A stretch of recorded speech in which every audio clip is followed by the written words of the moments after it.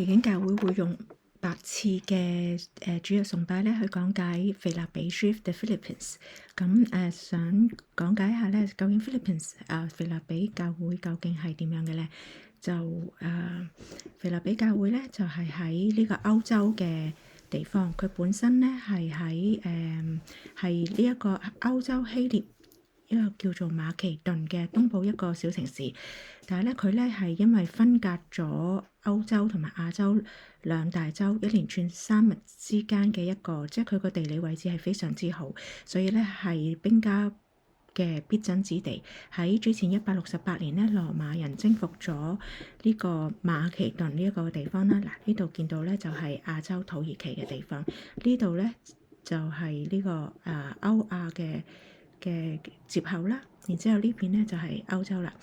咁羅馬人征服咗馬其頓呢一個嘅地方之後咧，就將佢分為4個部分。腓立比咧就成為咗羅馬帝國嘅軍事駐防地。我哋咧如果要睇返整個即係腓立比教會建立嘅過程咧，我哋可以睇返咧《使徒行傳》第16章。咁當羅馬帝國征服咗呢一個即係整個馬其頓嘅時候咧，佢就將大量嘅退伍羅馬軍人咧就俾佢哋咧住喺腓立比呢個地方，令到咧腓立比呢一個城市咧就成為咗一個羅馬帝國嘅叫做喺即係馬其頓呢度嘅殖民地啦。咁有大量親建制嘅人咧住喺嗰一度，咁自然咧佢係會對敬拜基督嘅信仰會係非常之反感，有好大嘅抗拒，因為咧羅馬皇帝咧喺嗰度建立得腓立比作為咧佢嘅即係殖民地嘅話咧，基本上咧就係有一個非常之大嘅即係佢哋嘅做法就會喺嗰度咧建立一個好濃厚嘅君王崇拜，即係崇拜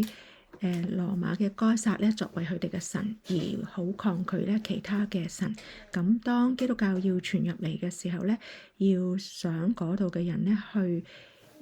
以基督為王，而唔係以羅馬嘅該撒為王；以基督為神，而唔係以羅馬皇帝為神嘅話咧，就會掀起咧好大嘅抗拒啦。亦都因為咧呢度咧有好多嘅羅馬嘅軍隊進駐住喺嗰一度咧，所以咧我哋睇到保羅喺寫信俾腓立比教會嘅時候咧，佢都用好多軍事嘅術語嘅，譬如喺腓立比書2章25節嘅時候咧，保羅咧就稱以巴弗提咧係即係呢一位弟兄，話咧佢係與我一同當兵嘅。咁就特別係提到大家都係士兵啦，不過咧佢哋係基督嘅士兵，就唔係羅馬士兵。咁大家都聽過咧，條條大路通羅馬，羅馬人咧係建立即係佢管理佢咁大個帝國嘅時候咧，就靠住咧建立好多嘅大道啦，以至於羅馬嘅軍隊係可以非常之迅速嘅去到各大城市咁樣。咁咧，所以喺公元前146年至126年期間咧，佢係修咗一條大路咧，叫做Via Egnatia。咁呢一條大路咧就係即係通過希臘北部腓立比城嘅一個軍事同埋呢一個好主要嘅商業道路。咁腓立比咧就因為咧佢處喺呢一個咁重要嘅地理位置啦，咁修咗一條咁大嘅道路嘅時候咧，所以除咗佢係啲軍隊可以即刻好快嘅進駐喺嗰度，或者由嗰度出發去其他地方以外咧，佢亦都成為一條非常之重要嘅商業道路。所以腓立比城咧，亦都係當時一個非常之重要嘅貿易中心。當時咧，保羅同埋佢嘅團隊咧，就係利用呢一條嘅咁大嘅道路咧，就係亦都咧係好快速咁樣咧，去將福音咧係傳播去唔同嘅城市。咁睇返腓立比教會成立嘅過程啦，咁我哋睇返《使徒行傳》第16章，當時咧使徒保羅喺主後嘅大概50年左右咧，佢就同同工西拉踏上咗第二次嘅傳道旅程。咁佢哋喺土耳其嘅一個城市 Crete 嗰度咧，就遇上咗一個爸爸係外國人，但係咧媽媽咧係猶太人嘅一個男仔，叫做Timothy 提摩太。咁佢嘅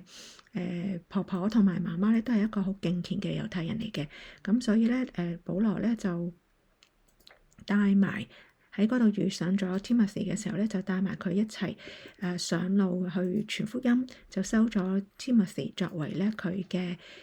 門徒啦咁樣。咁讓我哋睇翻《使徒行傳》第16章嘅6節開始咧，當佢哋帶埋提摩太一齊上路，想繼續去傳福音嘅時候咧，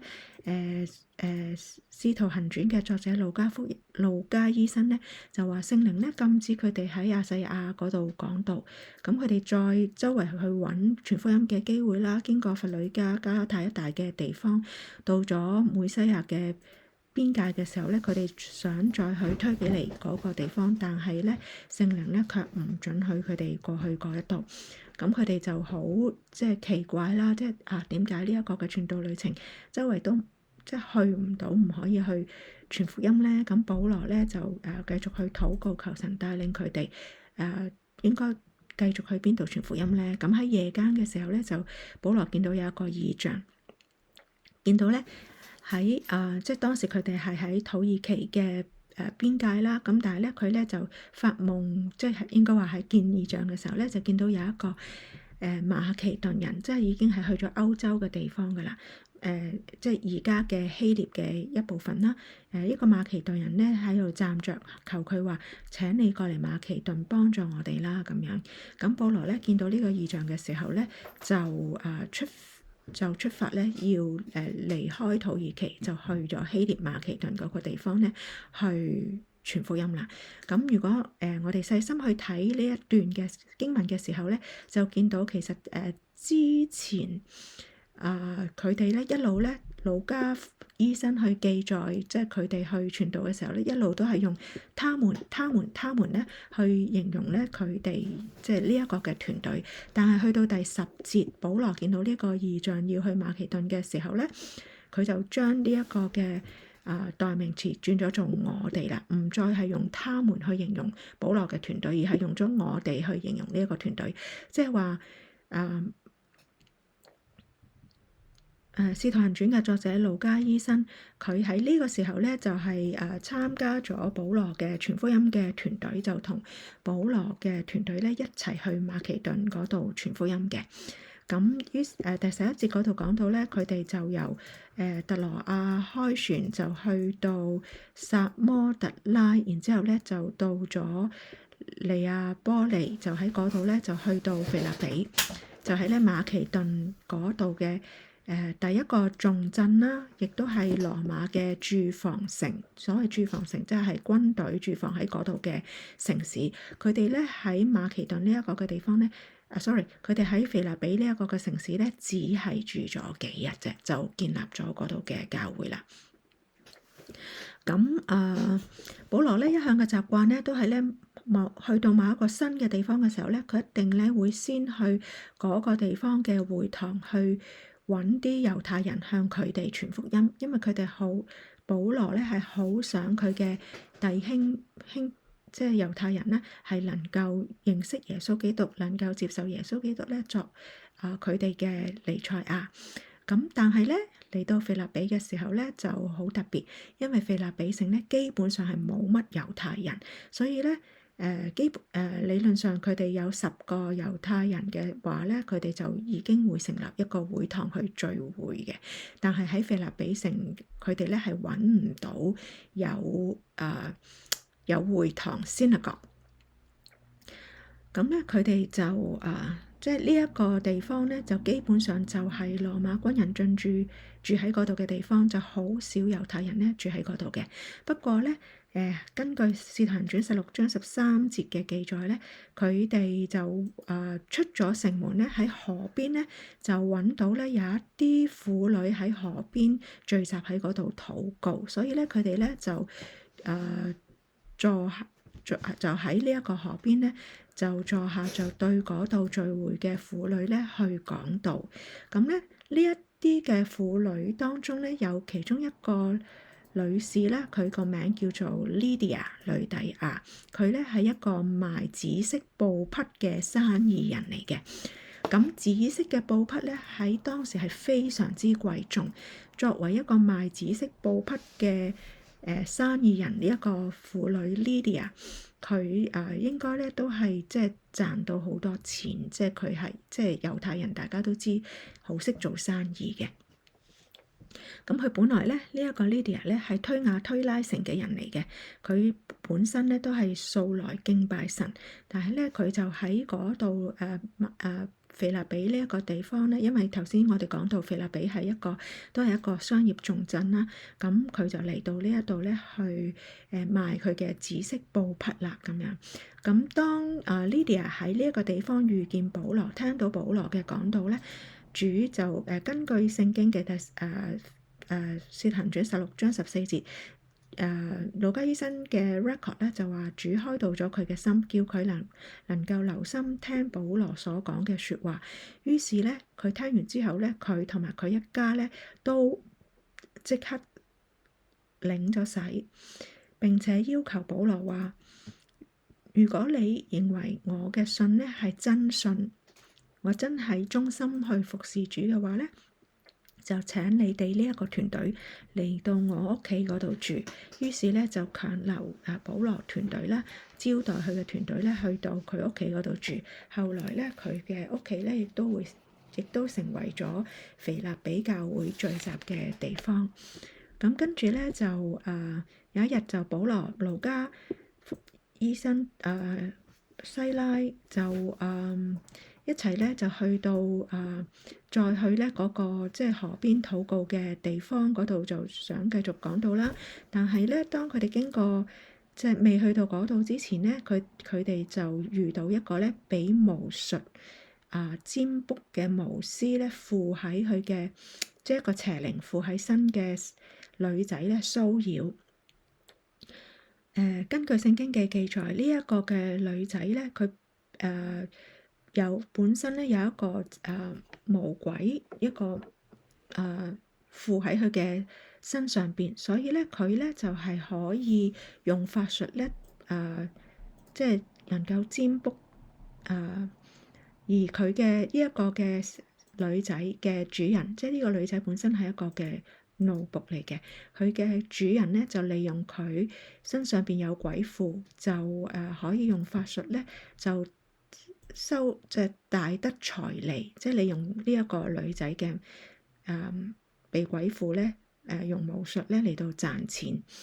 咁但係咧，當呢個女仔一見到保羅團隊嘅時候咧，佢就係咁跟住保羅團隊，係咁跟住佢喺度大喊話：呢啲人係至高神嘅僕人，對你哋傳說要救人嘅道理。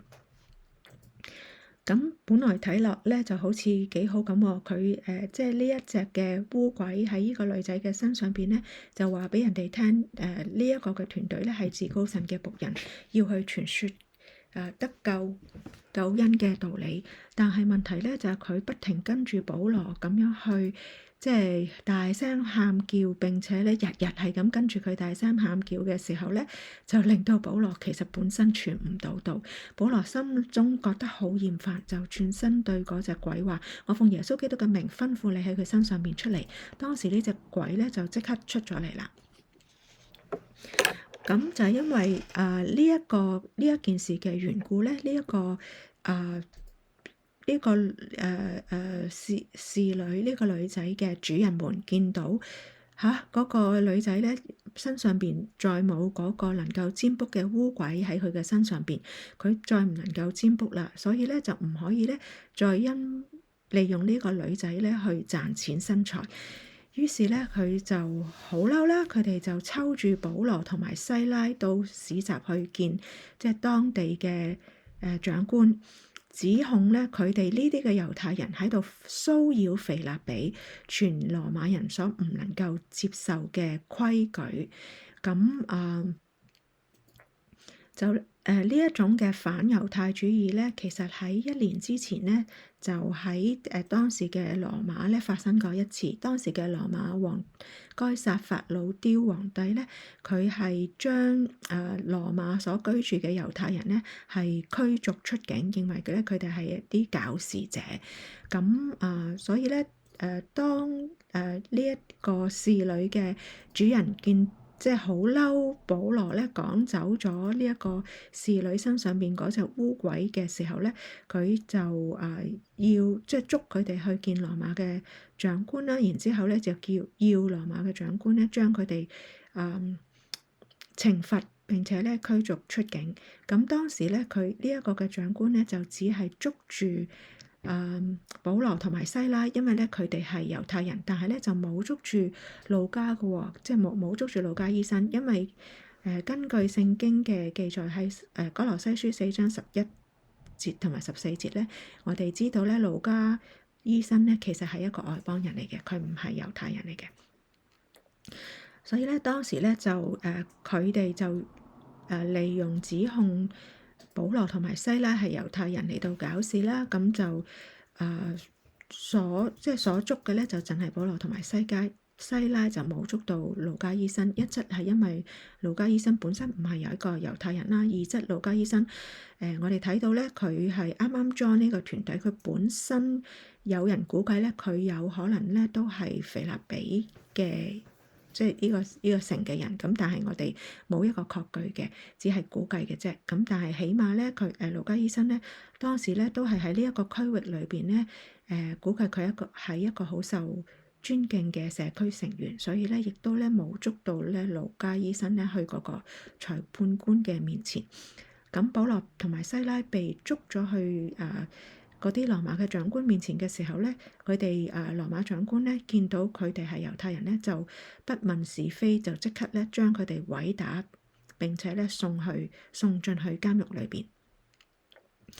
咁雖然咧保羅同埋西拉咧係被羅馬嘅軍隊去毀打，係打到咧皮開肉爛嘅，但係喺佢哋被送進去監獄嘅裏邊嘅時候咧，佢哋居然咧係半夜喺呢個監獄裏邊咧禱告唱詩讚美神喎。咁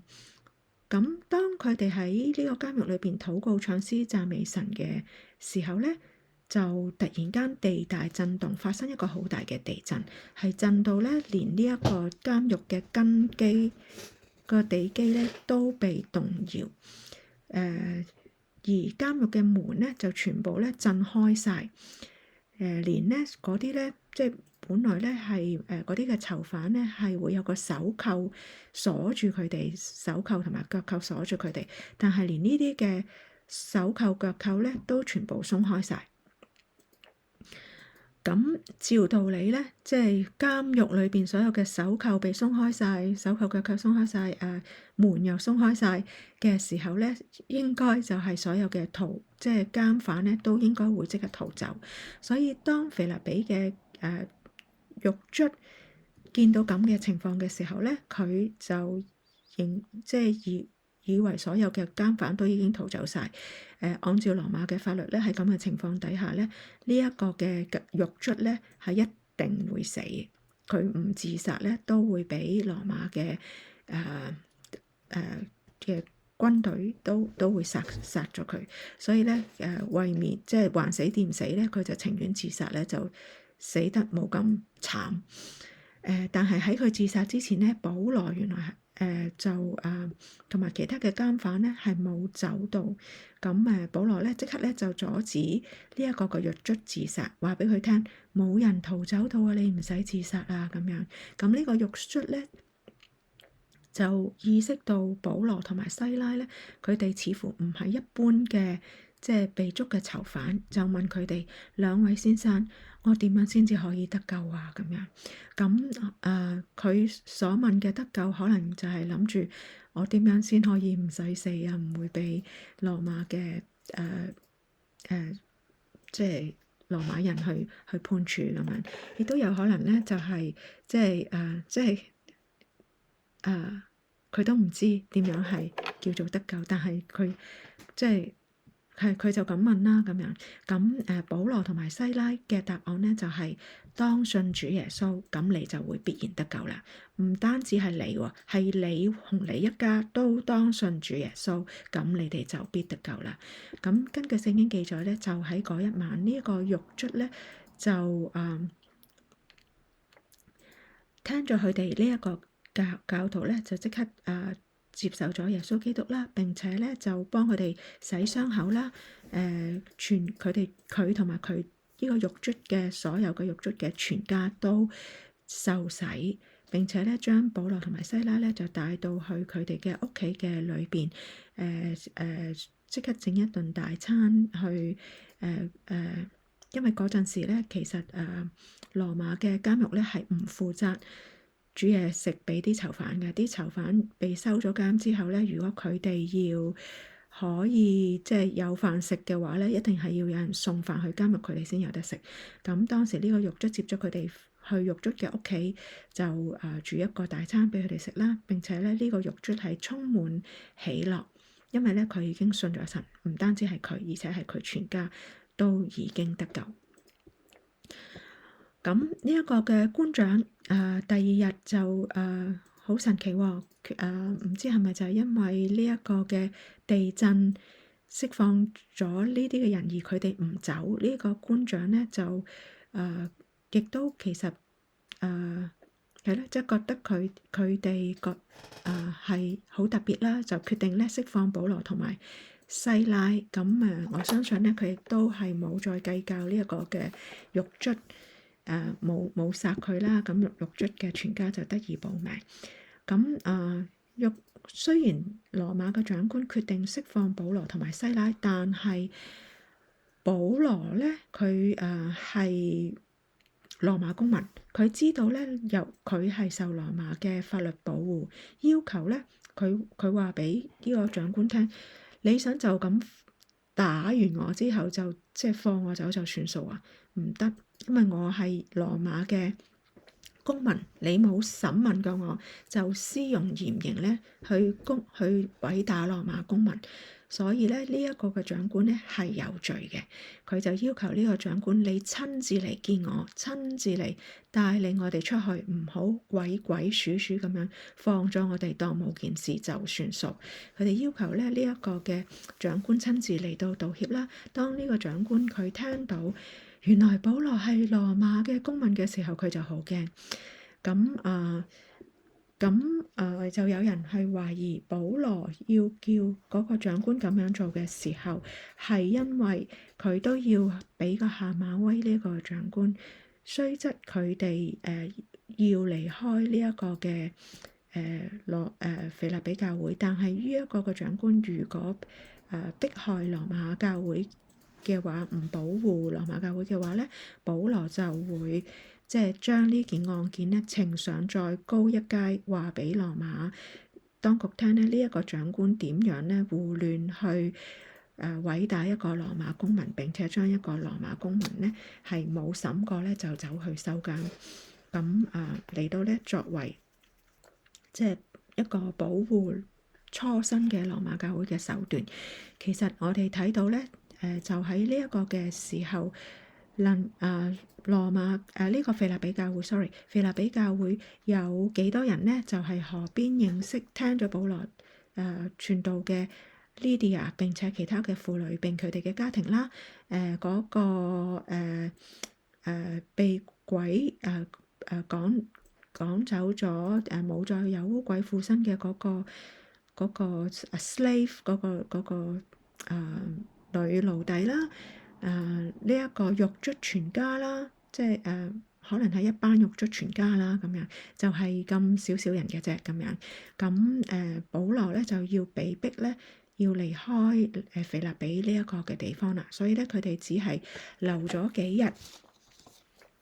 就要離開呢一個嘅腓立比教會，咁但係雖然保羅同埋西拉咧就因為當地嘅羅馬人唔容許佢哋再留喺嗰度嘅緣故，要離開腓立比，就去咗帖撒羅尼迦傳道。但係咧，根據《使徒行傳》第17章1節嗰度睇起上嚟咧，即係嗰個 description 就應該咧，佢哋將路加醫生咧留低咗喺腓立比教會嗰度咧，去牧養腓立比教會。咁路加醫生其實本身都可能係一個新信徒，因為佢都係啱啱新 join 羅馬團隊嘅，即係咁樣。不過路加醫生卻係留下嗰度咧，幫助腓立比嘅教會去成長啦。咁我哋睇翻路加醫生佢幾時再 join 翻呢一個嘅團隊，繼續去陪伴住保羅去。因為保羅咧，我哋睇到佢其實一路傳教嘅時候咧，一路係受好多嘅流難，好多時佢都會咧被捉、被毀打，打親咧都唔係少嘢嘅。咁所以咧，保羅有路加醫生嘅陪伴同埋醫治佢嘅傷口嘅時候咧，其實都好重要。咁我哋睇到咧，路加醫生咧，佢係喺保羅嘅第3次宣教旅程結束嘅時候咧，保羅又將佢咧帶到去耶路撒冷。呢個咧係根據《使徒行傳》20章5至6節嗰度講，即係講論嘅時候咧，嗰陣時咧嗰個嘅pronoun 又再將他們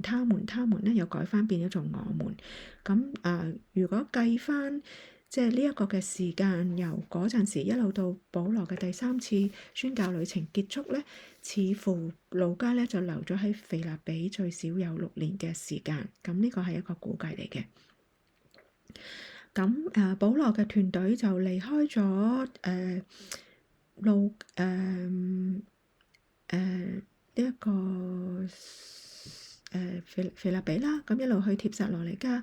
去傳道啦，咁又一路咧繼續喺呢個歐洲離開咗帖撒羅尼迦之後咧，又會去哥林多啊咁嗰啲地方，咁咧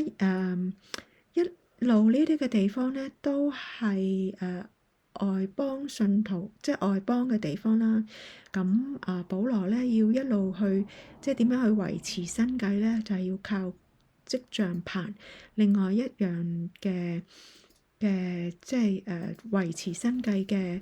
嘅方法咧，就係咧靠腓立比教會咧一路送錢去供養佢同埋佢嘅團隊嘅需要啦。因為保羅佢喺其他嘅書信裏邊透露咧，其他嘅教會咧同埋腓立比教會咧係好唔同。腓立比教會咧係喺咁多嘅教會裏邊咧最親近保羅、最認同保羅嘅工作、最以佢係神嘅工人嚟到對待佢，所以咧一路腓立比嘅教會咧都喺金錢上面咧支持保羅嘅嗰個傳道工作，其他嘅教會咧卻係就算佢哋有人肯捐咧，保羅都唔肯收嘅，因為保羅就喺其他嘅教會嘅書信裏邊話，佢唔想嗰啲人誤會保羅嘅傳教係為咗揾錢，所以保羅為咗澄清佢嘅傳教唔係為咗揾錢嘅緣故咧，佢係情願自己織帳棚去供養佢自己，都唔接受咧其他教會嘅捐獻，佢唯獨咧係接受腓立比教會嘅捐獻嘅啫。咁所以咧喺保羅嘅呢一個腓立比書嘅裏邊咧，我哋睇到保羅咧係視腓立比教會咧作為佢嘅宣教團隊嘅一部分，因為冇咗腓立比教會嘅金錢上面嘅貢獻咧，佢嘅團隊係比較艱難嘅。咁但係喺供養嘅事上邊咧，腓立比教會係一路都做得非常之好啦。咁所以保羅係視佢哋作為宣教團隊嘅一部分。雖然實際上腓立比教會唔係有人派咗即係出嚟跟住保羅去宣教，但係喺即係財政上面咧，佢一路都供養住呢一個嘅宣教團隊。咁呢一個嘅腓立比書究竟係幾時寫嘅咧？咁就大家咧就估計咧，佢應該咧就係保羅佢第一次被囚禁喺羅馬嘅監獄嘅時候，大概就係公元60至62年嘅時候寫嘅。咁當時咧，保羅咧就喺呢個監獄裏邊咧寫咗4封書信啦。腓立比書咧係其中一個嘅書信。咁點解保羅要寫呢一個腓立比書咧？一則就係因為咧當時腓立比教會咧又派咗一個弟兄以巴弗提嚟到咧送錢俾保羅啦，即係去供養呢一個團隊啦。咁保羅咧要藉住呢一封信咧去表達感謝，亦都同時咧藉住呢一封信咧去勸勉、去鼓勵腓立比人要同心合意咁樣去興旺福音，因為咧佢亦都喺以巴弗提嘅到臨咧，喺以巴弗提嘅口中咧聽到腓立比教會即係一間保羅非常之信任、非常之欣賞嘅教會裏邊咧，聽到一個消息，就係話咧喺教會裏邊有2個姊妹，一個叫做友阿爹，一個叫做循都基。呢2個姊妹咧就喺教會裏邊咧出現咗一啲不和嘅狀態，又發怨言、起爭論。咁咧就如果教會裏邊咧出現咗教會裏邊嘅人係會彼此發怨言、起爭論嘅話咧，就會令到教會開始分裂，令到教會開始不和，咁樣會大大阻礙咗教會嘅工作，亦都咧有令到教會有一個唔好嘅見證。所以咧，保羅除咗好感謝呢一間教會喺財政上邊去支持佢哋之外咧，亦都同時勸勉佢哋繼續要同心合意咁樣去興旺福音。咁我哋Hope Church 咧就會用8堂嘅崇拜講道咧去講解呢一卷嘅腓立比書啦。咁跟住佢嘅結構咧，我就會遲啲再講解。因為今次都講得好長，所以咧就我今次會 focus 喺今次嘅講道嘅一章1到11節。喺1到11節嘅裏邊，保羅首先就係用一個好喜樂嘅語態啦，咁樣去同腓立比教會去打招呼，去稱讚佢哋一路嘅support 啦。咁話俾佢哋聽，佢即係用一個好喜樂嘅語氣去稱讚佢哋，話俾佢哋聽佢哋嘅即係見到即係佢哋嘅工作嚟到支持保羅嘅傳福音嘅侍奉，令到保羅咧係雖然佢而家面臨逆境，因為保羅當時寫信嘅時候咧，佢係被收監啊嘛，佢唔係傳緊道啊嘛，佢因為傳道而被收監。咁睇起上嚟咧，保羅係面對緊一個好大嘅逆境。但係保羅卻係好開心咁樣話俾佢哋聽，你哋唔需要擔心，因為我而家面對呢個逆境咧，唔係福音依然咧係大大嘅傳播緊，福音嘅大大嘅推展，唔係雖然佢面對逆境，而福音依然係可以大大去擴展，而係因為佢面對嘅呢一個嘅逆境，福音先至可以大大嘅擴展。咁所以咧，佢就勉勵啲腓立比嘅信徒，你哋唔需要為我擔心，唔好因為咧我而家收監而覺得死啦點算好啊咁樣，而係你應該要繼續好似我咁樣，因為我而家所面對嘅逆境咧，依然有好大嘅喜樂，因為喺呢個逆境嘅裏邊，福音係大大嘅推展。因為福音係因為佢保羅被收監喺羅馬呢一個監獄嘅緣故咧，係令到成個嘅羅馬監獄嘅人，所有嘅人咧都認識呢一個嘅福音。所以保羅自己本身雖然被囚禁喺羅馬嘅監獄嘅裏邊，喺裏邊嘅環境其實當然係好差啦。咁但係保羅嘅狀態係好大嘅喜樂，佢亦都咧叫腓立比教會嘅人咧，都同樣嘅要同佢一樣咁喜樂。因為佢哋能夠認識耶穌基督，能夠得着呢一個嘅福音，所以唔好為眼前嘅狀態嚟到擔心。咁我哋咧嚟睇一睇呢一個第1到11節嗰度咧講啲乜嘢。咁首先啦，保羅就打招呼啦，就話呢封信咧就係保羅同埋提摩太寫俾腓立比教會所有嘅信徒啦、執事啦同埋監督嘅。咁咧就祝福佢哋啦，因為平安係從父上帝並且耶穌基督咧歸俾佢哋。跟住咧，佢就話俾你聽，我每一次諗起你哋咧，我都好感謝我嘅上帝。每一次為你哋大家祈禱咧，我都係懷着一個喜樂嘅心咧，去為你哋去祈禱嘅。因為由頭一日我認識你哋到而家，你哋咧都喺福音嘅推廣上邊有份。而且我深信嗰個咧喺你哋當中開始咗呢一個美好嘅福音工作嘅嗰一位，即係耶穌基督，佢必然咧會繼續喺你哋嘅生命裏邊咧工作到底，直到耶穌基督佢再嚟呢個世界嘅時候，呢一個工作先至會完成。所以咧，雖然保羅佢個人嘅肉身唔喺腓立比嘅當中，但係佢不停咧會為腓立比教會去禱告，希望嗰位喺腓立比市當中開展咗福音工作，開始咗喺人嘅生命裏邊工作嘅嗰一位耶穌基督，繼續喺腓立比教會裏邊工作，繼續喺腓立比嘅信徒生命裏邊去工作，直到耶穌基督佢親自再嚟嘅嗰一日為止。咁佢強調咧，佢對大家有咁樣嘅想法係理所當然嘅，因為佢經常將腓立比教會放喺佢嘅心裏邊，常常為佢哋去禱告。無論佢係保羅，佢係喺度傳緊福音啦，即係呢度話為福音作辯護、作見證，其實即係佢就喺度傳緊福音啦。定係佢喺捆鎖之中，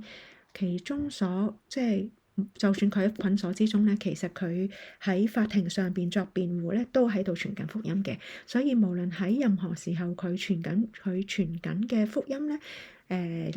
佢能夠傳福音呢一個嘅恩典咧，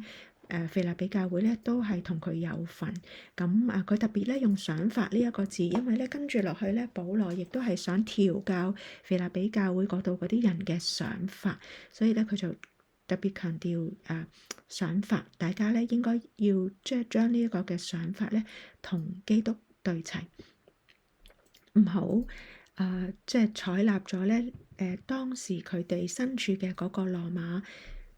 世界嘅嗰一種嘅想法。當時嘅羅馬教會係即係當時呢一個腓立比教會所面對嘅處境究竟係點樣嘅咧？咁我哋頭先講咗腓立比教會咧係羅馬喺馬其頓嘅一個重鎮啦，係佢嘅一個 colony， 一個即係殖民地，係可以話咧係腓立比教會係喺馬其頓呢一個地方嘅一個小羅馬，即係佢就係等於咗喺整個羅馬帝國裏邊嘅即係嗰個羅馬城，即係馬其頓呢度嘅羅馬首府啦咁樣。所以咧，佢嗰個羅馬帝國所想要傳播嘅嗰個意識咧，喺腓立比呢個城鎮咧係非常之強嘅。羅馬帝國想傳一個乜嘢嘅意識形態俾當地嘅人，腓立比嘅人咧，就係嗰個要尊崇羅馬皇帝為王啦，要追求好名聲，要追求成功，追求權力，追求有大嘅影響力，咁樣先至叫做成功。咁呢一個咧就係羅馬世界嗰個嘅意識形態，係佢所傳播嘅，就係所有嘅人都要即係追逐崇拜羅馬嘅該撒啦，同埋要做呢個恩主啦，要做即係要追求名利啦、名聲、錢、成功、地位，權力，即係要追求呢啲咁樣嘅嘢。而作為一個腓立比教會嘅基督徒咧，佢就係佢嘅意識形態應當咧就要同基督耶穌嘅信仰抗衡，同基督耶穌嗰個即係佢嘅價值觀應該就係追隨基督耶穌嘅價值觀，係要同羅馬世界嘅價值觀抗衡嘅。所以我哋睇到咧，由第9節開始咧，保羅對腓立比教會有個乜嘢嘅禱告咧？呢度佢講咗佢為腓立比教會嘅人嘅禱告咧，就係要佢哋嘅愛心增長越嚟越多。咁呢度就係講到咧，佢要呢啲腓立比人嘅愛心增長，呢個好明顯愛心係要增長咧，就係基督嘅價值觀嚟嘅。咁喺原文咧裏邊咧，佢用到呢個愛咧係用阿加皮呢一個嘅字。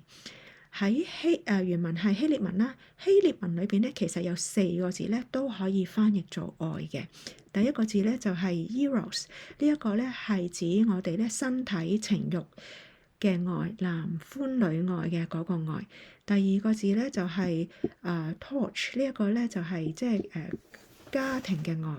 第三個字咧就係 philia 咧就係兄弟手足情嗰個友情嘅愛。第四個咧就係阿加皮，就係咧一個無私嘅愛。而保羅喺呢度選用嘅愛咧就係阿加皮，一個無私嘅愛。保羅嘅禱告就係要腓立比嘅信徒，佢哋嗰個無私嘅愛咧要不停咁樣去增長，多而又多。但係唔單止係即係呢個愛唔係一個感覺，呢個嘅愛咧係要建基喺知識同埋各樣嘅見識上邊嘅，即係呢一個嘅愛咧係唔係一個純粹就係一個麻木嘅愛，我哋要愛啊，我哋要愛啊，我哋要犧牲啊咁樣，而係呢一個嘅愛點樣可以建立到一個阿加皮，一個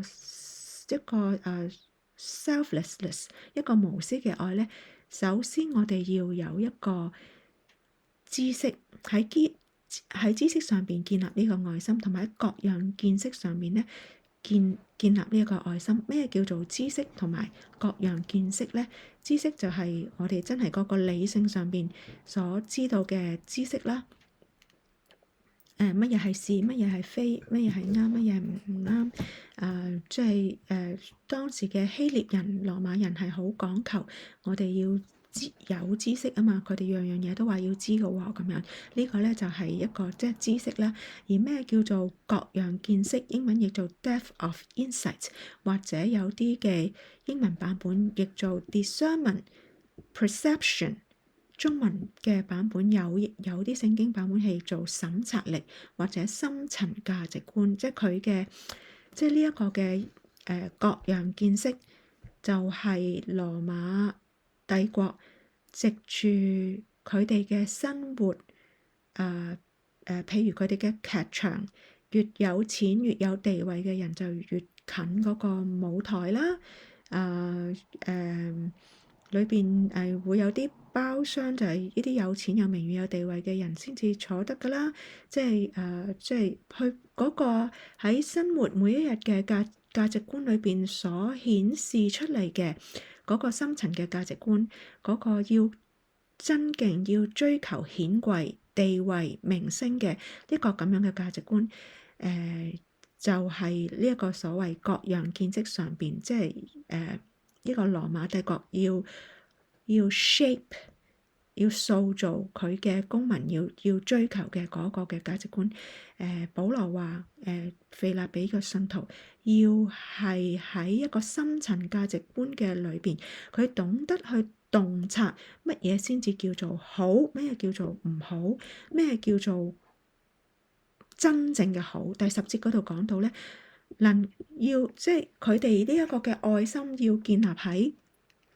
越嚟越多嘅愛心咧，係要建喺知識同埋各樣嘅見識上邊，以至於佢哋咧喺呢個知識同埋各樣見識上邊一路增長，佢哋嘅愛心喺呢啲見識上邊一路增長嘅時候咧，佢哋先至能夠察驗乜嘢叫做美好嘅事，乜嘢先至叫做真正嘅好，而唔係嗰啲似是而非嘅好。羅馬帝國話俾你聽，追求競逐能夠得到嗰個顯貴嘅地位同埋名聲係好。